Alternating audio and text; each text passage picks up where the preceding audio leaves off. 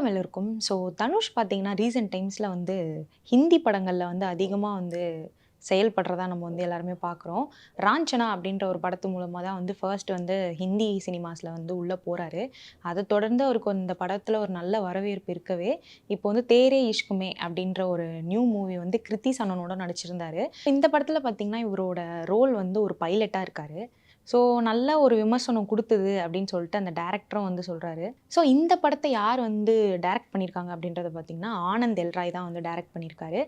இந்த படம் வந்து ஓவராலாவே இந்த பட்ஜெட் வந்து பார்த்தீங்கன்னா, 85 கோடி தான் வந்து இந்த படத்த வச்சு எடுத்திருக்காங்க. பட் வந்து படம் வந்து நவம்பர் 28ஆம் தேதி வந்து ரிலீஸ் ஆயிருக்கு.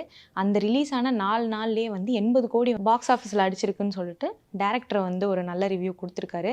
இன்னும் வந்து இந்த படம் வந்து பயங்கரமா வந்து ரீச் ஆயிட்டு இருக்கு அப்படின்றது ஹிந்தி சினிமாஸ்லயுமே வந்து பயங்கரமான ஆப்பர்ச்சுனிட்டி இருக்கு அப்படின்றதுமே வந்து இது மூலமா தெரிய வருது. மேலும் மேலும் இந்த மாரி ஒரு கன்டென்ட்ஸ பார்க்கணும்னு நினச்சீங்கன்னா, மறக்காம சேனல சப்ஸ்கிரைப் பண்ணிடுங்க. Thank you.